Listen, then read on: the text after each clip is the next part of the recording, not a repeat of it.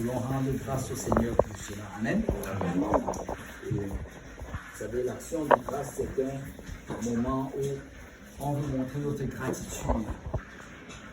On veut, alléluia, remercier le Seigneur pour tout ce qu'il a fait. Vous savez, en anglais, on appelle ça Thanksgiving. Et ça signifie littéralement merci pour ce qui m'a été donné. Merci pour la grâce qui m'a été donnée. Et aujourd'hui, avant que je le partage, ce que le Seigneur m'a mis à cœur, je voulais lui donner l'opportunité peut-être à certaines personnes de vous partager peut-être une chose pour laquelle ils voudraient rendre grâce à Dieu aujourd'hui. Vous savez, là, quand tu vois dans la parole de Dieu, il y a référence à cela. Ou alors que, tu sais, tu partages ton témoignage, ça donne une opportunité, alléluia, à plusieurs personnes de rendre grâce au Seigneur. Et Paul aimait beaucoup utiliser cela. Il disait, alors que vous allez faire cette œuvre de charité-là, et quand ils vont le recevoir, ça va leur donner une occasion de rendre grâce à Dieu. Parce que nous voulons, alléluia, que les gens rendent grâce au Seigneur. Amen. Donc, est-ce qu'il y a quelques personnes qui veulent peut-être partager une chose pour laquelle ils voudraient qu'on rende grâce au Seigneur?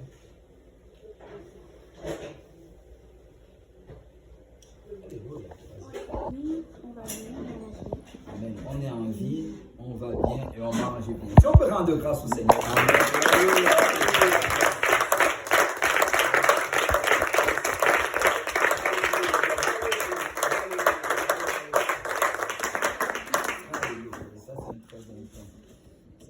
Ces choses qu'on prend pour acquises.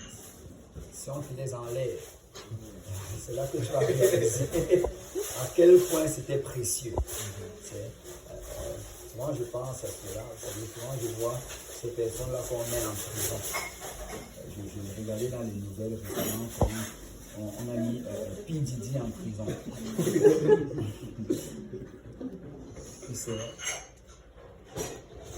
Il avait tout. Il ne manquait de rien. Et quand j'étais, l'autre jour, je ne sais pas, il y a souvent des idées qui me passent dans la tête. Et je ne sais pas si je suis normal, mais il y a souvent des idées. Et là, j'étais en train de penser, puis Didi présentement, il doit avoir près de 1 milliard de dollars en fortune. Près de 1 milliard de dollars. Et comment les choses sont en train de se présenter présentement, c'est qu'il va passer une bonne vingtaine, sinon une trentaine d'années en prison. Vous savez, Kelly, ça avait commencé comme cela. Il était en prison. Pardon, mais il est en prison. Il a eu une sentence de facilement 20 à 30 ans. Et puis il dit ça va aller dans ce sens. Je crois que c'est pour ça que le juge, on ne lui a pas accordé la payer de caution. Parce qu'on savait que si on accordait la payer de caution, il risquait de disparaître. Parce que la tendance, c'est qu'il va être en prison pour les 20-30 prochaines années. Donc j'étais en train de penser à ça. Et je me disais, bon, si P. Diddy se présentait devant moi, il me proposait, je te donne les 1 milliard de dollars et tu vas en prison à ma place. J'ai pensé à ça et ma réponse c'est non. Je veux la liberté. Être enfermé entre 4 murs pendant 30 ans et après sortir, avoir 1 milliard. Non, il a 1 milliard, pardon, il est dans les milliards. Ça ne vaut pas la peine. Absolument pas. Parce que la liberté c'est très précieux. Amen. La possibilité, vous savez, de juste pouvoir se lever le matin comme ça et de prendre un café quand je veux et de sortir dehors et de revenir et d'aller travailler sur la cour en arrière. Cette liberté-là vaut plus qu'1 milliard de dollars. Et je rends grâce à Dieu pour la liberté. Amen. Je rends grâce à Dieu pour la nourriture qu'on peut manger. Je rends grâce à Dieu, alléluia, pour un lit. Vous savez, le lit dans la prison, c'est quelque chose de dur, c'est pas confortable. Ils n'ont même pas d'oreiller. Où se trouve le premier. Je rends grâce à Dieu pour mon oreille. Pour ma couette. Alléluia. Pour le fait que c'est moi qui choisis la température de ma chambre. Et nous avons beaucoup de raisons de rendre grâce au Seigneur. Amen. Est-ce qu'il y a quelqu'un d'autre qui a une raison de rendre grâce au Seigneur qui voudrait partager? Il y a également ma mère à la maison du Seigneur, donc à l'église. Puis c'était la première fois que j'amenais ma mère à l'église hispanique de Saint-Laurent. Puis elle a été quand même touchée par la parole de Dieu. Je rends vraiment grâce au Seigneur, comment le Seigneur est en train d'agir à travers ma famille. Alléluia. Merci Seigneur.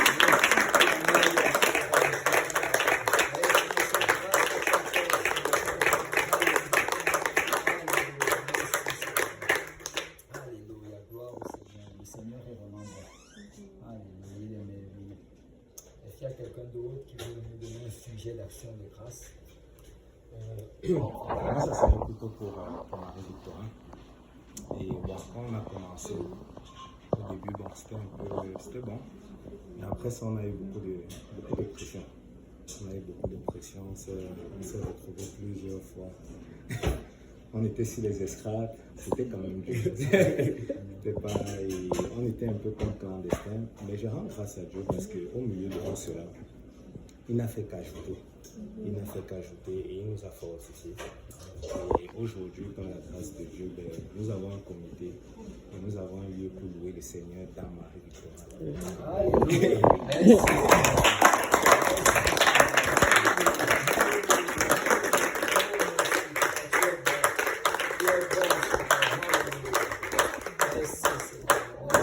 Et je rends grâce aussi au Seigneur parce que ouais. Je rends grâce au Seigneur parce que c'est ça justement la sœur Dachelin. C'est ça la sœur Dachelin nous disait justement la dernière fois parce que bon là où on est c'est à l'exil et des fois bon on a besoin de prier. Donc on allait souvent emprunter les clés des musulmans et là depuis mercredi passé ça a été officiel. Ce local là bon, ils doivent partager avec nous. Ils doivent nous donner les clés du local pour pouvoir prier si on a besoin de prier. Et vraiment grâce au Seigneur parce qu'on peut louer le Seigneur librement, on peut évangéliser librement à Marie-Victorin.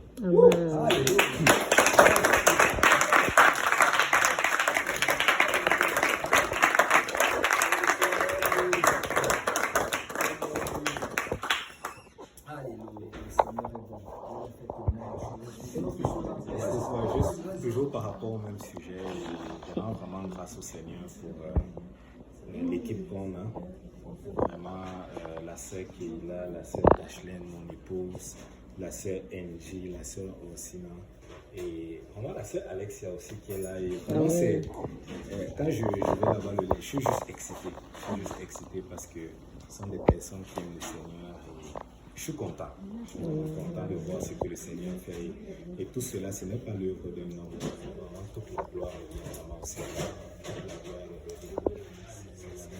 vraiment grâce au Seigneur.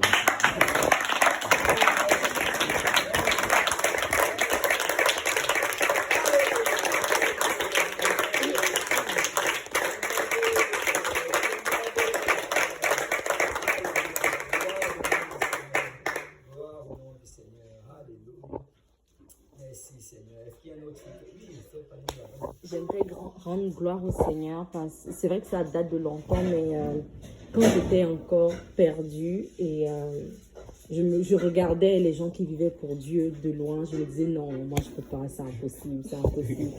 Et je rends grâce au Seigneur parce que même après avoir été à l'église, c'est un week-end qui a changé toute ma vie et qui m'a fait décider que je voulais vivre pour le Seigneur. J'ai passé un week-end dans la maison des sœurs où elles étaient ensemble. Et juste les voir vivre au jour le jour, comment elles se levaient le matin, elles priaient, elles allaient à l'église, elles revenaient, comment elles menaient une vie pieuse, juste pour un week-end. Ça a suffi pour changer toute ma vie. Donc je veux vraiment rendre gloire au Seigneur pour nos sœurs en Christ qui sont là et qui s'investissent jour après jour. C'est vrai, celles dont je parle ne sont pas là, mais je rends grâce quand même à Dieu pour elles.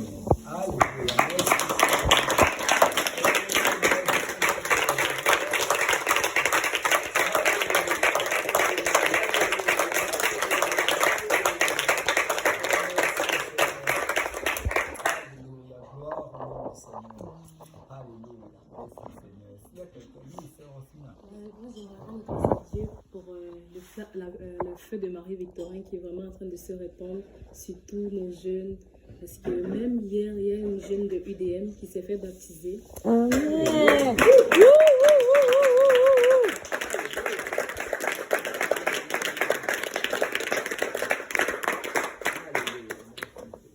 Les autres campus aussi sont vraiment au feu. Amen. Je rends grâce aussi au Seigneur pour le ministère à Sherbrooke parce que je sais qu'il y a beaucoup de personnes à Sherbrooke qui ne trouvent pas forcément une église où on prêche vraiment la parole du Seigneur.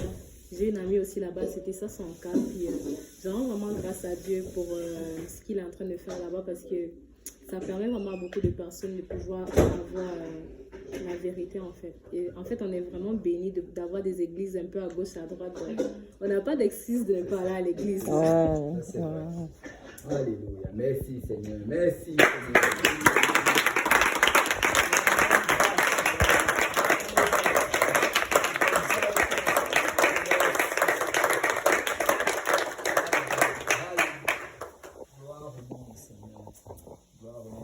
Ce qu'on va faire, je vais partager ce que le Seigneur nous met à cœur. Et après cela, on va manger, mais on va continuer. Amen. Alléluia. En mangeant, on va manger. Après, on va s'arrêter. On va encore nous mettre le Seigneur. Et on va vraiment lui rendre grâce aujourd'hui. Amen. Bon, tout ce que j'ai pour aujourd'hui tient dans ce groupe. Donc, alléluia. Pour avoir la foi que ça va pas être longtemps. Mais j'aurais besoin de quelqu'un pour m'aider avec la lecture. Elle est venue lire. On va essayer de faire qui est lu, d'accord? Comme ça va aller plus vite. Et on va parler un peu de l'action de grâce. Qu'est-ce que ça signifie vraiment l'action de grâce? Et en ce qui concerne l'origine de l'action de grâce, l'origine, en fait, ici en Amérique du Nord, ça a commencé avec les colons. Et c'était des chrétiens qui fuyaient l'Europe parce qu'il y avait la persécution des chrétiens. Et alors qu'ils étaient persécutés par l'Église catholique romaine, et même par d'autres groupes, on le voit après, on est en train d'étudier à l'Église de Saint-Michel sur l'histoire de l'Église. Et on va voir qu'à un certain moment, c'est même des protestants ont commencé à persécuter d'autres groupes. Parce que chaque fois que quelqu'un venait avec la vérité, ceux qui voulaient s'attacher à la tradition, ou bien au peu qu'ils avaient reçu, qui n'étaient pas prêts à ouvrir davantage les yeux, allaient les persécuter. Donc, avec cela, il y a donc un groupe qui est venu ici en Amérique du Nord. Et quand ils sont arrivés, ils ne s'attendaient pas réellement à voir ce qu'ils ont vu. Parce qu'ils avaient de la difficulté avec leur récolte. Quand ils semaient, c'était difficile pour eux de récolter. Le climat était difficile pour eux. L'adaptation était difficile. Et ils commençaient à mourir. Et qu'est-ce qui s'est passé à un certain moment? Il y a eu comme une connexion avec les peuples autochtones. Et les peuples autochtones ont commencé, en fait un peuple en particulier, je utilise leur nom, mais ils sont venus, ils les ont appris à cultiver ici en Amérique. Ils leur ont appris à faire la chasse. Et avec cela, ils ont pu se relever, ils ont pu établir leur communauté. Et en faisant cela, ils ont donc décidé de faire une fête d'action de grâce. Et ils ont invité à peu près une centaine d'Autochtones et ils se sont mis à table ensemble et ils ont décidé de faire la fête et de remercier Dieu de leur avoir accordé cette grâce. Et c'est vraiment de là que ça a commencé. Par la suite des présidents américains, il y a eu George Washington, Abraham Lincoln qui ont poussé davantage pour établir ce jour-là. Aux États-Unis, le jour, c'est le dernier jeudi du mois de novembre. En fait, ils ne fêtent pas leur action de grâce, leur Thanksgiving le même jour que nous. Nous, c'est le premier lundi du mois d'octobre et c'est le dernier jeudi du mois de novembre. Ça, c'est une autre histoire. Mais quoi qu'il en soit, c'est là que vient l'origine de l'action de grâce. Et au Canada, quand ils ont établi un jour pour l'action de grâce, là, vous pouvez vérifier sur Wikipédia, mais Wikipédia te dit clairement que dans la Constitution canadienne, on a dit que ce jour-ci d'action de grâce était décrété, là je vais paraphraser, afin de remercier Dieu, de rendre des actions de grâce au Dieu Tout-Puissant, c'est écrit dans votre Constitution, au Dieu Tout-Puissant pour ses bienfaits, pour les récoltes abondantes et pour la provision. Donc c'est vraiment un jour où on rend grâce au Dieu Tout-Puissant pour tout ce qu'il a fait pendant toute l'année. Hier, je disais cela à l'église de Saint-Michel, qu'en fait, au travail, à ton lieu de travail, on devrait te demander, est-ce que le lundi d'action de grâce, est-ce que tu comptes rendre grâce à Dieu Tout-Puissant? Si tu dis non, on te dit bien, tu viens travailler. Parce que c'est ça le but de l'action de grâce. Amen. Ce n'est pas pour aller boire ou bien pour faire des fêtes mondaines. C'est pour rendre grâce au Dieu Tout-Puissant. Amen.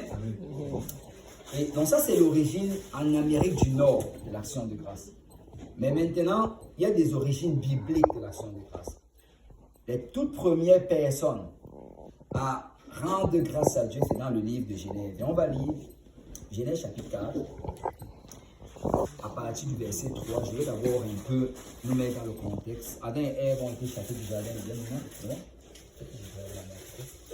Adam et Ève ont été chassés du jardin d'Éden à cause du péché. Ils étaient dans un lieu parfait. Mais ils ont désobéi à Dieu à cause du diable. Et là, les voilà hors du jardin. Et alors que leurs enfants commencent à travailler pour se nourrir. C'est le premier enfant, son nom c'était Caïn, et lui il était laboureur.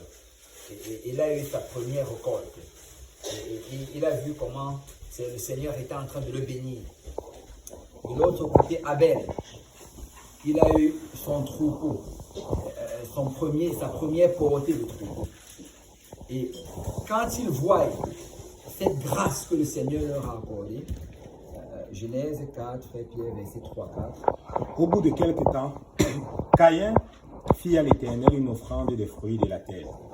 Et Abel de son côté en fut une des premiers-nés de son troupeau et de leur graisse. L'Éternel porta un regard favorable sur Abel et sur son offrande, mais il ne porta pas un regard favorable sur Caïn et sur son offrande.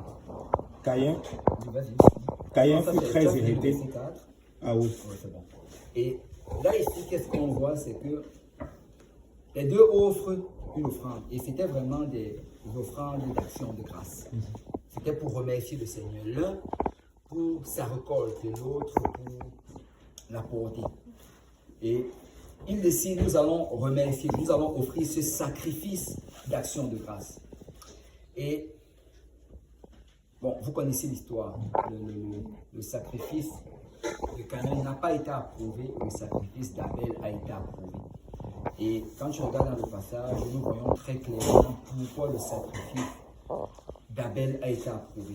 Le sacrifice de Caïn, on dit juste qu'il a offert des fruits. Il n'y avait pas vraiment de détails, il n'y avait pas, tu sais, il n'y avait pas de détails spécifiques par rapport aux fruits. Il y a des gens qui disent que c'était des fruits qui n'étaient pas beaux. La Bible ne nous dit pas cela. Donc on ne sait pas. Mais peut-être qu'il a choisi de beaux fruits. Mais quoi qu'il en soit, son sacrifice n'a pas été approuvé. Mais pour Abel, on donne des détails. On nous dit qu'il a pris les premiers. Il a pris les meilleurs. Il a pris la prémisse. Et il a choisi ce qui avait de plus excellent dans son troupeau. Et non seulement cela, mais il a offert avec leur graisse. Et j'en ai parlé hier à l'église parce que la graisse, en fait, la partie qui avait la graisse, c'était la partie qui était la plus choisie, la plus excellente, la plus désirée, en fait. Donc, il a pris les meilleures parties de son troupeau. En fait, il a pris les meilleures parties de son troupeau et il a pris la meilleure partie de cet animal et il a offert au Seigneur. Et vous savez, quand quelqu'un t'a fait du bien, tu veux lui donner quelque chose de bien. Amen. Tu veux lui donner quelque chose vraiment d'excellent. Tu veux montrer ta reconnaissance en lui donnant quelque chose que quand il va voir, il y aura cet effet de waouh. Amen. Vous savez, souvent nous, la plupart d'entre nous, peut-être nous tous, peut-être pas vous, peut-être certains d'entre nous, ont déjà été coupables de cela. C'est donner à quelqu'un un cadeau que tu ne voulais pas. Si on te donne quelque chose et c'est quelque part abandonné dans le coin de ta maison, le temps de fête, tu prends ça, tu donnes une sœur. Il n'y a pas de vertu dans cela. Il n'y a absolument pas de vertu dans cela. Tu t'es juste débarrassé. C'est comme si tu avais donné ça à l'année du salut. Amen. C'est vrai, parce qu'il n'y a pas de vertu dans cela. Mais Abel, il a choisi ce qu'il avait de meilleur, de meilleur, de meilleur. Pourquoi? Parce qu'il réalisait que tout le troupeau qu'il avait, c'est Dieu qui le lui avait donné. c'est facile de donner la meilleure partie de ton troupeau à Dieu quand tu réalises que tout le troupeau, en fait, t'a été donné par Dieu. Amen. Et c'est ça l'esprit de l'action de grâce. L'esprit de l'action de grâce, c'est que tout ce que j'ai, c'est Dieu qui me l'a donné. Alors, alléluia, je veux juste lui donner une partie de ce que j'ai. Et on sait bien sûr que Dieu n'a besoin de rien. Amen. Et le troupeau, même que la brebis ou bien l'agneau que Abel a offert à Dieu, ce n'est pas que Dieu avait besoin de cela, mais c'était un signe de reconnaissance. Et la Bible dit que quand il a offert, vous savez, on voit ce principe par la suite, c'était du modèle agréable à l'Éternel. Le Seigneur a approuvé cela. Quand de son côté, il a juste décidé de donner quelque chose, et le Seigneur n'a pas approuvé, parce que le Seigneur veut que nous lui donnons ce qu'il y a de meilleur. Amen. Et par la suite, qu'est-ce qui se passe? C'est que nous voyons ce principe continuer. Parce que la deuxième personne que nous voyons offrir un sacrifice à l'Éternel, c'est Noé. Et si on peut lire Noé, Genèse chapitre 8, verset 20. Noé bâtit un autel à l'Éternel, et il prit toutes les bêtes pures et de tous les oiseaux purs, et il les offrit, et ils offrirent des holocaustes sur l'autel. La Bible nous dit par la suite que l'Éternel a accueilli son offrande comme une odeur agréable. Et qu'est-ce qui se passe? C'est que Noé, pour vous mettre dans le contexte, la terre était méchante et perverse. Et le Seigneur avait décidé de détruire la terre. Parce que la réalité, c'est que, vous savez, un jour viendra la fin. Un jour viendra où le Seigneur va juger cette terre. Il va juger ce monde. Et nous voyons déjà cela dans la Bible, comment il a jugé la terre. Dans le temps de Noé, il a jugé Sodome et Gomorrhe. Et un jour, il va juger cette terre. Mais en ce jour de jugement-là, la Bible nous dit, ça c'est dans Genèse chapitre 6, je crois verset 8, la Bible nous dit que Noé trouva grâce aux yeux de l'Éternel. Qu'est-ce qui s'est passé? C'est que le Seigneur a regardé, il allait détruire toute la terre. Mais il a vu Noé et Noé a trouvé grâce à ses yeux. Et c'est important de comprendre le principe de la grâce. Vous savez, aux États-Unis, ils le font, je crois qu'ils le font toujours. C'est lors de l'action de grâce, on allait gracier un prisonnier. Aujourd'hui, bon, c'est sûr que là, ils gracient toujours une dinde. Je ne sais pas s'ils continuent à gracier le prisonnier. Je ne sais pas si vous connaissez, vous êtes familier avec la tradition de la Thanksgiving aux États-Unis. Mais eux, là-bas, c'est très très sérieux, comme je le disais précédemment. C'est même plus important que la fête de Noël aux États-Unis. Les gens prennent congé, ils voyagent parce qu'ils doivent absolument être en famille. Ils doivent manger la dinde à la Thanksgiving. Et bon, ce qui est souvent triste, c'est que la seule chose qui est offerte en sacrifice à l'action de grâce, c'est la dinde. Il n'y a pas beaucoup de sacrifices d'action de grâce, il n'y a pas beaucoup de remerciements vers le Seigneur. La dinde, en fait, moi je crois que c'est le moment le plus stressant pour les dindes. C'est une dinde américaine. Parce que les dindes se font sacrifier en grand nombre. Et aux États-Unis, qu'est-ce qu'ils font? C'est qu'on va amener également une dinde au palais présidentiel, à la Maison Blanche. Et cette dinde-là va être graciée par le président américain. C'est la dinde la plus heureuse sur la face de ce jour-là. Elle ne sera pas tuée. Et c'est ça le principe de la grâce. La grâce, en fait, c'est que tout le monde est condamné, mais je te fais grâce. La grâce, c'est que tu es en prison parce que tu as commis des crimes, mais ce jour-là, on décide juste de te libérer. Et la terre, en fait, devait être détruite parce que Noé lui-même, vous savez, il n'y a point de juste. Noé lui-même aussi avait des péchés. Amen.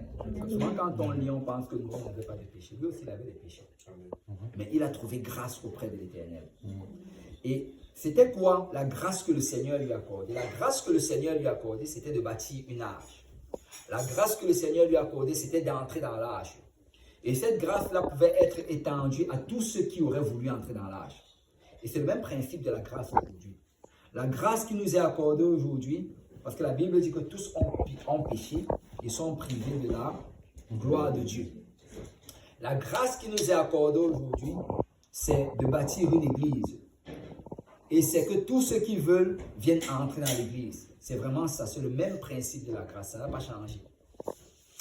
Et Noé donc a bâti l'arche. Et après avoir bâti l'arche, vous connaissez l'histoire, il a évangélisé.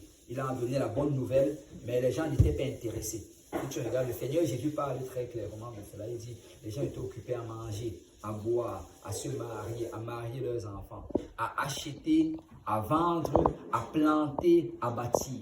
En fait, il parle de la vie quotidienne. Les gens étaient occupés à travailler. Les gens étaient occupés à chercher de quoi manger, à investir. Les gens étaient occupés. Ça, c'est toutes les occupations qu'on a aujourd'hui. Quand tu invites quelqu'un à l'église, c'est ça qu'on va te donner comme excuse. Je travaille. J'ai l'école, j'ai les examens. Oh, on a des étudiants. J'ai telle chose à faire. Il y a telle fête à laquelle je dois aller. Il y a telle occupation. C'était les mêmes excuses. Mais Noé a bâti, il a fait ce que le Seigneur l'appelait à faire. Et nous devons faire ce que Dieu nous appelle à faire. Amen. Il a fini de construire l'âge. Lui et sa famille, ils sont entrés dans l'âge. Et la porte de l'âge est restée ouverte pendant 7 jours. On appelle cela les 7 jours de grâce. C'était 7 jours pendant lesquels n'importe qui, même si tu t'étais moqué de Noé pendant 100 ans, parce qu'il fallait plus 100 ans pour bâtir l'âge, plus ou moins. Mais même si tu t'étais moqué de lui pendant 100 ans, tu pouvais juste te dire, écoute, je dois sauver mon âme et venir entrer dans l'âge. Noé n'allait pas te mettre à l'extérieur. Même si tu t'es moqué de l'âge, même si tu t'es moqué de l'église pendant longtemps. La sœur Pauline a dit qu'elle regardait cela à distance avant. Mais tu sais, quand le moment est venu, elle est entrée dans l'église.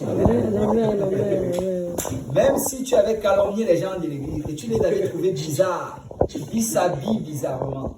Ils parlent bizarrement, ils font des choses bizarres quand ils sont dans l'église.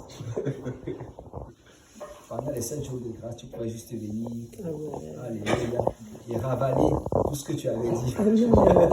Et juste entrer dans l'âge. Et le Seigneur donnait 7 jours de grâce. Et vous savez, les gens n'étaient pas intéressés, les gens continuaient à vivre leur vie parce qu'ils se disaient, ah, tout ce que Noé raconte, c'est du n'importe quoi. Il dit qu'un jour la pluie va tomber. La pluie n'était jamais tombée avant. Ce qu'il raconte, c'est du n'importe quoi. Il dit que cette terre va être détruite. Écoute, l'économie est en train de bien aller. On s'en sort. J'ai du travail. Je vais à l'école, j'étudie. Je vais bientôt avoir une carrière. Je vais me marier, avoir une maison, des enfants. Je vais investir et je vais avoir beaucoup d'argent.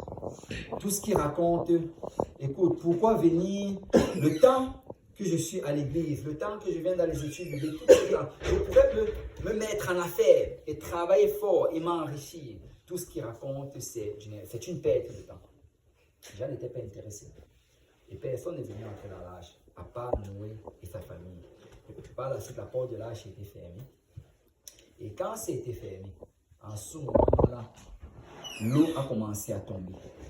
Et là, les gens étaient surpris parce qu'ils n'avaient jamais plu sur la terre. Et alors que l'eau tombait, l'eau sortait également de la terre. Et en quelque temps, la terre a commencé à être inondée. Et vous savez, j'imagine la détresse. Récemment, il y a eu un ouragan en Floride. Et en passant, ce sont les signes des temps de la fin. Parce qu'on dit qu'il n'a pas eu d'ouragan pareil. Ça fait 100 ans. 100 ans qu'il n'a pas eu de quelque chose de pareil. Et ça, je ne sais pas si vous avez vu des photos là, mais la Floride, c'est un bel endroit. En fait, il y a beaucoup de gens, c'est le 3e État le plus peuplé aux États-Unis, parce que c'est tellement beau en Floride. Il y a de l'eau, il y a des plages, il y a la température est belle, le climat est beau. Et on a interviewé même une dame, on lui demandait si ça valait la peine de vivre en Floride, parce que là, vous allez vivre en Floride, mais après, il y a des tempêtes pareilles. Et elle a dit quelque chose qui m'a un peu marqué. Elle a dit, c'est le prix à payer pour vivre au paradis. Elle, pour elle, son paradis, c'est la Floride. Donc, quoi qu'il en soit. Mais, vous savez, en peu de temps, il y a eu cet ouragan qui est venu. Et allez regarder les vidéos. Ça va vous donner un peu une idée de ce qu'ils ont vécu au temps de Noé. Mais il y avait de l'eau. L'eau est tellement montée. Ça va vous donner un petit aperçu parce que ça ne s'approche même pas de 1/10 de ce qui s'est produit. Mais l'eau est montée en Floride de telle manière à ce qu'on dit que dans certains endroits, l'eau allait tellement monter que ça allait atteindre 4,5 mètres. Ça, c'est haut. 4,5 mètres en pied. C'est vrai qu'il y a des gens qui pensent en pied ici. Mais c'est quoi? 4 x 3, 12, on va dire environ peut-être 15 pieds.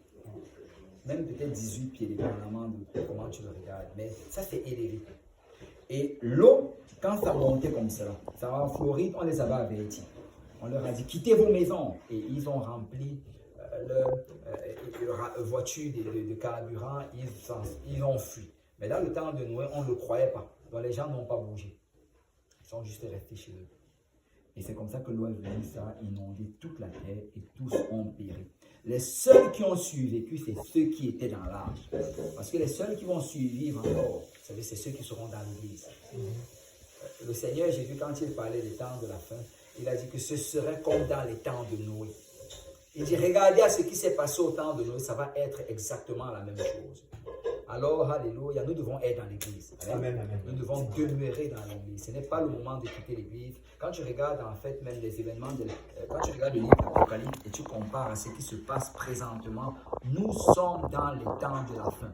Et la trompette peut sonner à n'importe quel moment. Et le son de la trompette, c'est similaire à la fermeture de la porte de l'âge. Parce que dès que la trompette sonne et que l'église monte, la porte de l'église est fermée. Je ne parle pas de l'église physique, tu pourras toujours aller à l'église de Saint-Michel. Le pasteur Lionel ne sera plus là. Et tous les saints ne seront plus là. Amen. Donc assure-toi d'être dans l'église. Amen. Amen. Assure-toi d'être dans l'église. Et Noé, donc, quand il est sorti de l'âge, qu'est-ce qu'il a fait? C'est qu'il a bâti cet hôtel. C'est la première des choses qu'il a fait. Il a bâti l'hôtel, il a amené les animaux purs, il a offert cela en sacrifice. C'était un sacrifice d'action de grâce. Il rendait grâce au Seigneur. Pourquoi? Parce que Dieu l'avait épargné. Dieu l'avait protégé. Et tout à l'heure, on a parlé des actions de grâce et on a parlé des raisons de rendre grâce au Seigneur. Et on a parlé de beaucoup de choses et c'est très bien. Et c'est très bien. Et présentement, si tu te promènes à l'extérieur, tu demandes aux gens, qu'est-ce que tu voulais remercier le Seigneur? Quelle serait ton action de grâce? Ça veut dire, on va citer cela. Les gens vont citer, tu sais, le travail. Les gens vont citer la famille. Les gens vont citer la provision. Les gens vont citer la santé. La plupart du temps, tu entends des gens dire, oh, si j'ai la santé, alors tout va bien. Non, si tu as le salut, tout va bien. Amen, amen. Parce que tu peux avoir la santé et si tu n'as pas le salut, écoute, tout ne va pas bien. Amen. Donc, notre plus grande action de grâce, c'est le salut. Amen. Notre plus grande action de grâce, c'est parce que nous n'allons pas aller en enfer, mais nous allons aller au paradis. Amen. Amen. Et très souvent, quand on demande aux gens de rendre des actions de grâce, c'est souvent difficile parce que beaucoup de gens ont perdu, tu sais, ils ont perdu la compréhension de ce qu'est d'être sauvé.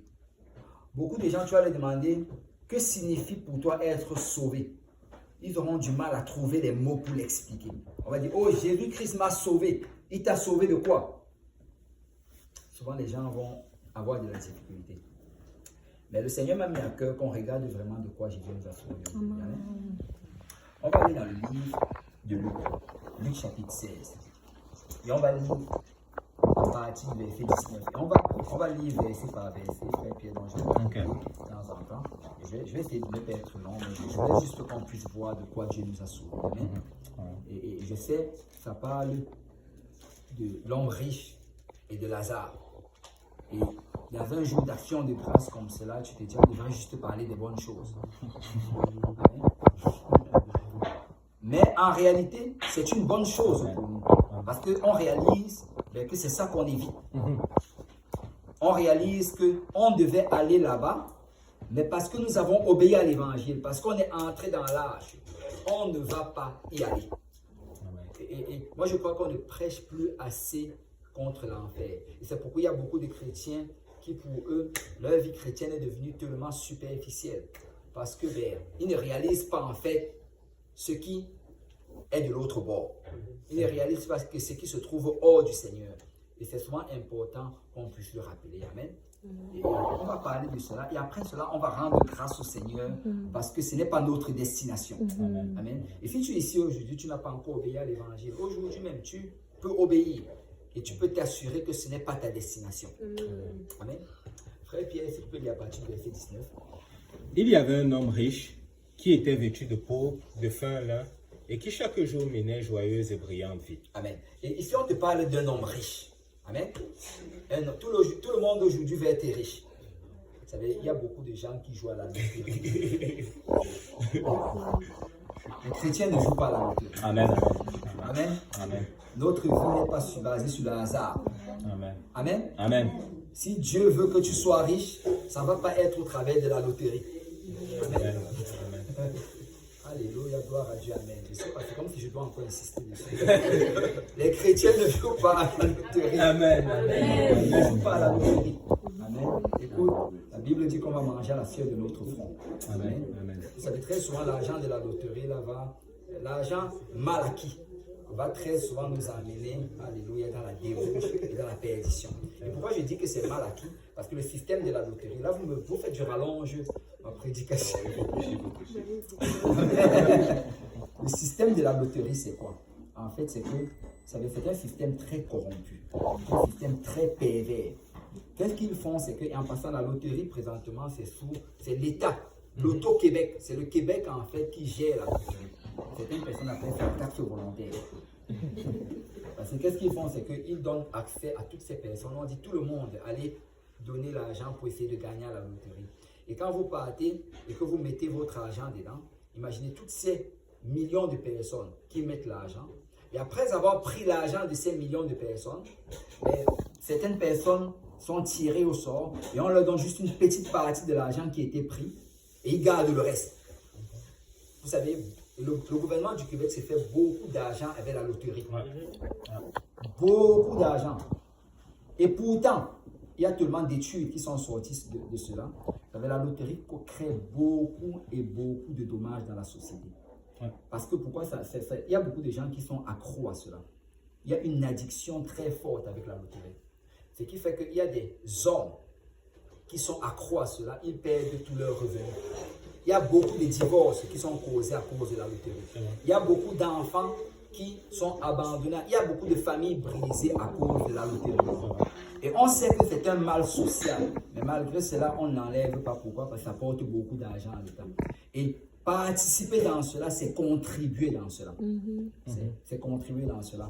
Dans la parole de Dieu, tu ne vois aucun endroit où le Seigneur a organisé une loterie pour gagner de l'argent. Il n'y a pas ça dans la Bible. La Bible dit clairement, tu vas manger à la sueur de ton front. Et ce n'est pas la volonté de Dieu qu'on participe dans ce système machiavélique et démoniaque qui, s'ils étaient vraiment honnêtes, ils allaient arrêter avec cette affaire de loterie-là. Parce qu'il y a tellement de... Allez lire, c'est un fléau social. Et on ne doit pas mettre nos mains dans cela. Oui, frère. En fait, il y a beaucoup de choses dans tout le monde qui en fait, ça dépend des personnes.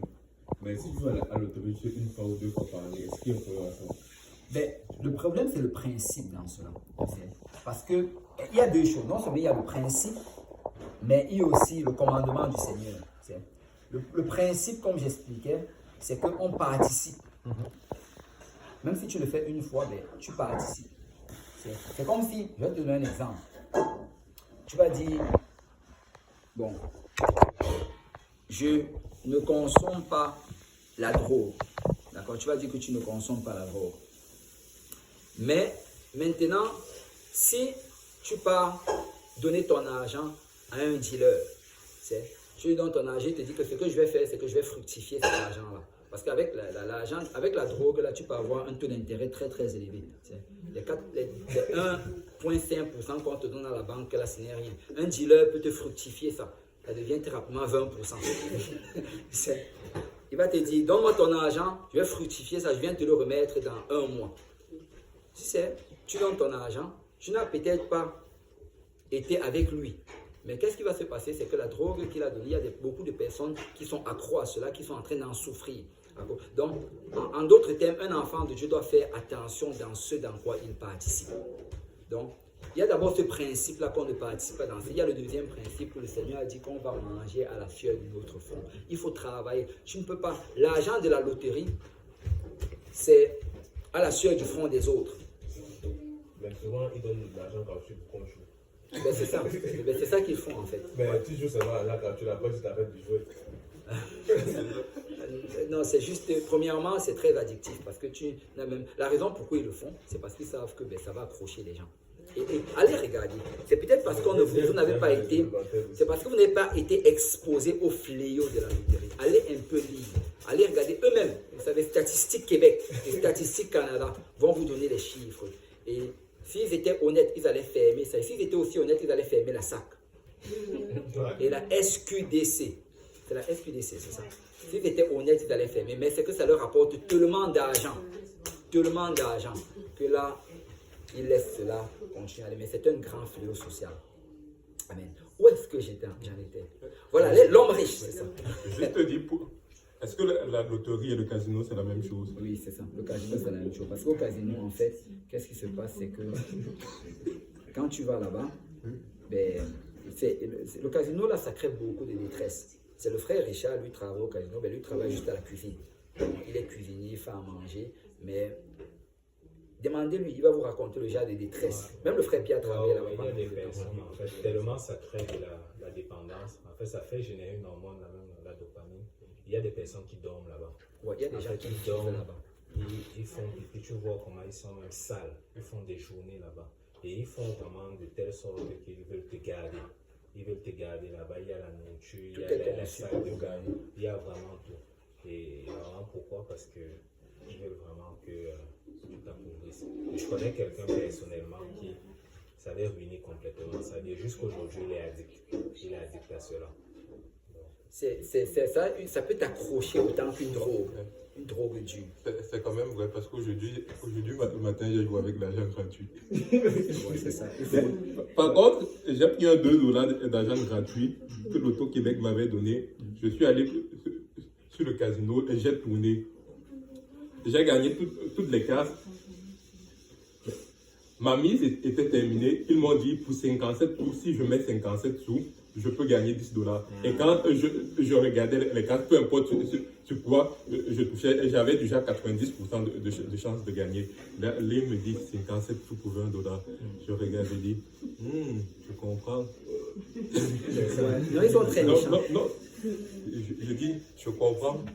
Je jouais pour savoir vraiment. Après, je dis, je comprends pourquoi les gens tombent dans le piège. C'est quand même tentant, 57 tout. Ouais. En fait, ils sont très bon, méchants. 57 tout, c'est trop d'argent pour moi.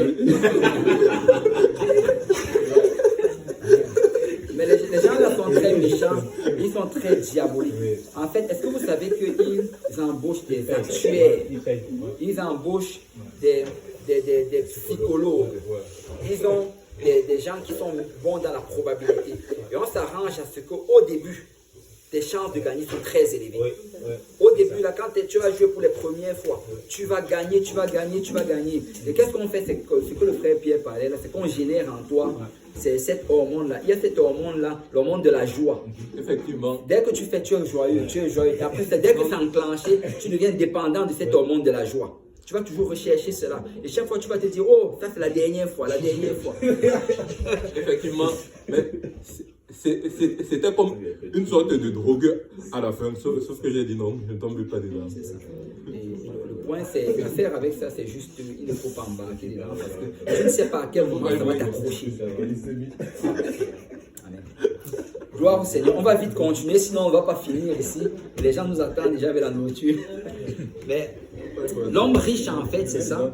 Mais qu'est-ce qui se passe? C'est que là, si on regarde la condition de l'homme riche, on penserait en fait que lui, il a tout ce qu'il a besoin. Il a sûrement beaucoup d'actions de grâce qu'il pourrait donner au Seigneur. Il a une grande maison, il a de beaux vêtements, il a tout ce qu'il a besoin. Et de l'autre côté, verset 2. Un pauvre nommé Lazare était couché à sa porte, couvert d'une serre, et désireux de se rassasier des miettes qui tombaient de la table du riche, et même les chiens venaient encore lécher ses ulcères. Imaginez un peu la maison du riche qui a invité toute sa famille pour l'action de grâce. C'était un Américain. Et il célèbre l'action de grâce avec la dinde. Et il commence, je rends grâce pour ceci et cela. Et la liste devait être très très longue. Mais de l'autre côté, on voit un Lazare qui est assis à la porte. La Bible dit que non seulement il est pauvre, mais en plus il est malade, il a les ulcères. Et il est assis à la porte du riche. C'est sûr que quand on regardait Lazare, on doit se dire, ce gars n'a pas beaucoup d'actions de grâce à donner. Parce qu'il, selon la conception humaine, il n'avait rien. Selon la conception humaine, tu sais, sa condition était sûrement à des milliers de kilomètres défavorable par rapport à celui du riche. Mais la Bible dit, tu peux continuer. Le pauvre mourut, et il fut emporté par les anges dans le sein d'Abraham. Le riche mourut aussi, et il fut enseveli. Mais aux yeux de Dieu, leur condition était tout le contraire. Parce que quand Lazare est mort, le Seigneur a envoyé des anges. Et regardez un peu ce cortège-là qui vient soulever Lazare et l'amener dans le sein d'Abraham, dans ce lieu d'abondance, dans ce lieu de joie. De l'autre côté, c'est très court, la description de la mort du riche. Il meurt, il est enseveli. Et vous savez, à la mort du riche, c'est sûr qu'on lui a donné des honneurs. Il avait sûrement les riches, en fait, il y a plusieurs riches qui préparent leur funérailles avant leur mort. Tiens. Ils partent même choisir déjà le cercueil qu'ils veulent. Mais les riches font cela avec du chrome dessus. Très beau. C'est avec un bois très spécial qui a une certaine essence. Je ne sais pas s'il va sentir cela qui est à l'intérieur. Mais il prépare comment? Voilà telle personne qui va parler. Il choisit bien sûr les gens qui vont dire les bonnes choses sur lui. Il veut que lui parle. Que lui là, il ne parle pas. Il s'assoit au fond. Il a tout programmé, tout était bien. Et j'imagine que c'était un moment extraordinaire. C'était juste très beau. Mais alors qu'ils étaient en train de célébrer et dire des éloges sur lui, dès qu'on l'a enterré, la gloire était finie. Les anges ne sont pas venus le prendre pour l'amener dans le sein d'Abraham. La Bible dit qu'il était enseveli. Quand on va voir la suite, il allait directement en enfer. De l'autre côté, Lazare était dans un lieu de réjouissance, un lieu de joie, un lieu d'abondance. Et si tu peux continuer, frère Pierre. Dans le séjour des morts, il leva les yeux, et tandis qu'il était en proie au tourment, il vit de loin Abraham et Lazare dans son sein. Amen. Et ça, pourquoi je vous parle de cette histoire, c'est pour vous montrer en fait pourquoi on doit rendre grâce au Seigneur. La Bible dit que dans le séjour des morts, le riche était en proie au tourment. Il était en enfer. Il était dans le feu. Il était en train de consumer dans le feu. Il brûlait. Vous savez, est-ce que vous réalisez que notre âme est éternelle? L'âme, nous sommes faits de corps, âme et esprit. Et notre âme est éternelle. Et elle va passer l'éternité quelque part. Et l'âme du riche était en enfer. Et il était en train de ressentir toute la douleur, tout le tourment, le feu de l'enfer. Et la Bible nous dit que l'enfer, c'est un lieu éternel de tourment. C'est-à-dire, quand tu vas en enfer, tu ne sors pas de l'enfer. Ils ont essayé de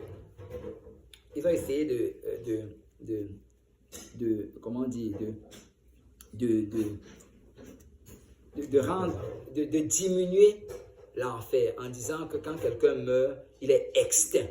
Il parle de cette doctrine de l'extinction. Il a dit, c'est comme si tu brûlais une fois, paf, et tu disparaissais. C'est faux. Et cette doctrine-là a fait beaucoup de mal parce que certaines personnes ont regardé cela, ils se sont dit que puisque quand je vais mourir, je vais juste m'exteindre et disparaître, je peux faire tout le mal que je veux parce que dans tous les cas, ça va être une douleur instantanée, rapide. Mais c'est faux. La Bible dit que quand tu vas en enfer, c'est pour l'éternité. C'est un lieu de tourment éternel. Et quand il était dans ce lieu-là, il a été capable de voir Abraham et Lazare.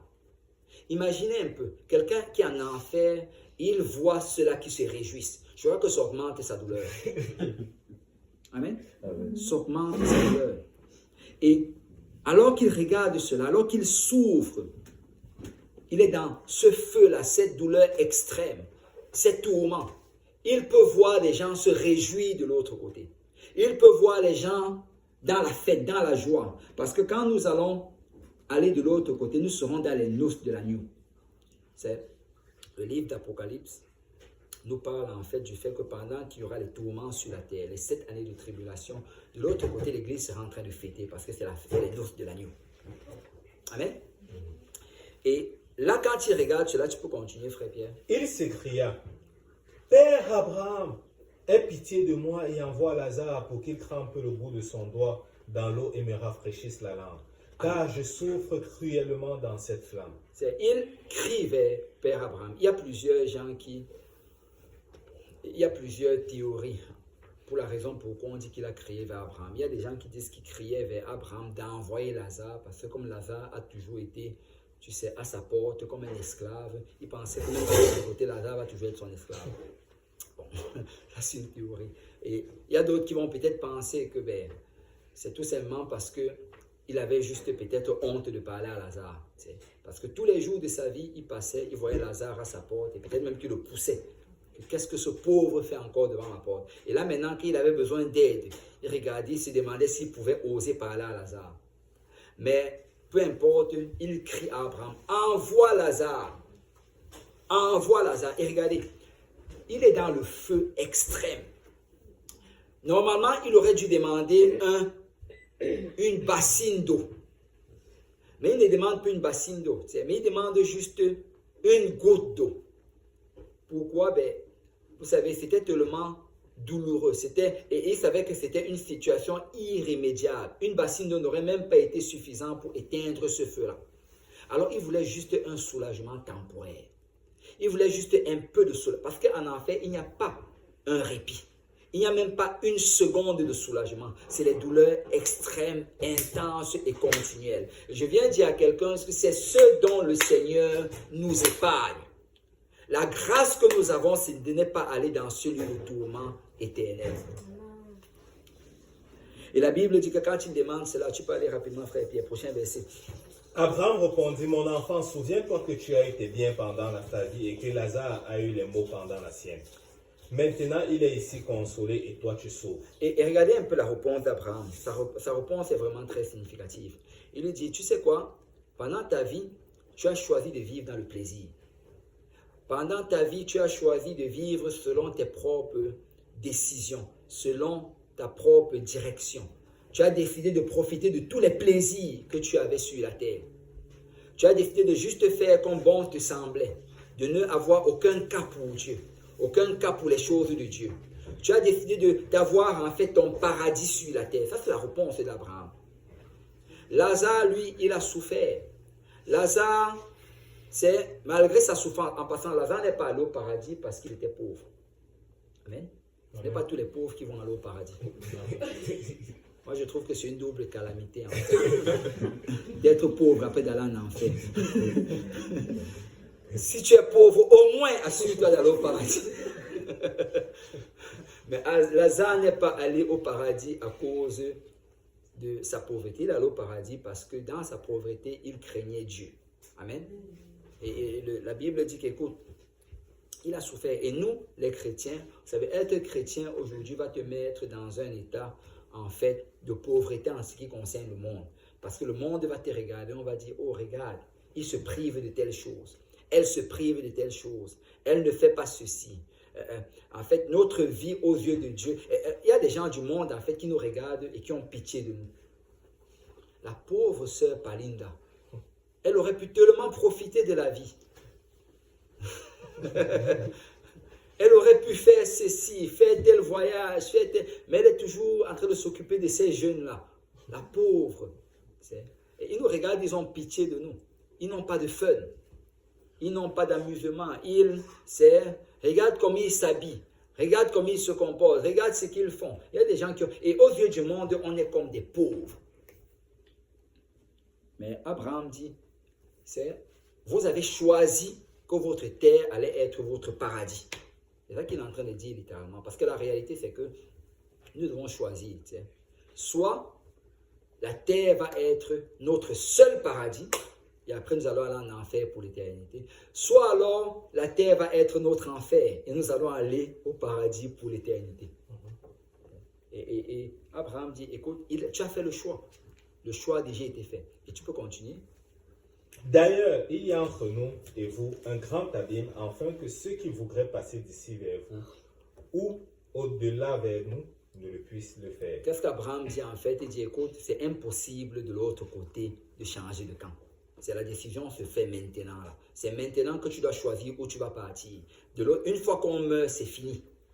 Une fois qu'on meurt, tu ne peux pas mourir pécheur et après d'une certaine manière aller au paradis. C'est une fois que tu meurs, c'est fini.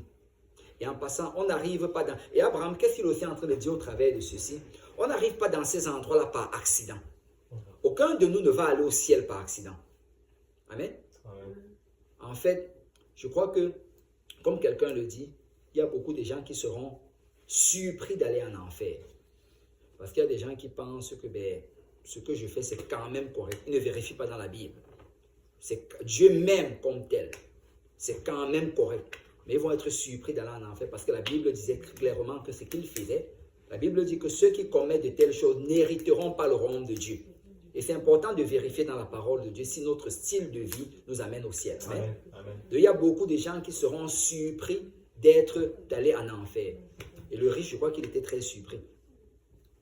Mais personne ne va être surpris d'aller au paradis. Parce que pour aller au paradis, tu aurais fait ce que Dieu t'appelle à faire. Amen. Tu aurais mis ta vie en règle avec le Seigneur. Amen. Tu aurais été sérieux dans ta marche avec le Seigneur. Il dit un grand abîme. Tu ne peux pas quitter d'un côté et aller de l'autre côté. Tu peux continuer. Le riche dit, je te prie donc, Père Abraham, d'envoyer Lazare dans la maison de mon père, car j'ai 5 frères. C'est pour qu'il atteste ces choses, afin qu'ils ne viennent pas aussi dans ce lieu de tourment. Il savait que son cas était décidé, il n'y avait plus aucune opportunité pour lui. Mais tu sais quoi? Il dit que mes frères au moins soient sauvés. Parce que l'enfer, tu ne le souhaiterais même pas au pire de tes ennemis. L'enfer, c'est un lieu terrible. Lisez dans la Bible au sujet de l'enfer. Je crois qu'on doit plus lire cela. Et on serait un peu plus sérieux dans notre marche avec le Seigneur. Il dit, je ne veux même pas que mes frères viennent ici. Envoie Lazare. Envoie-le. Là, il demande encore qu'on envoie Lazare. Envoie Lazare pour qu'il aille leur dire pour qu'il ne vienne pas ici. Tu peux continuer. Abraham répondit.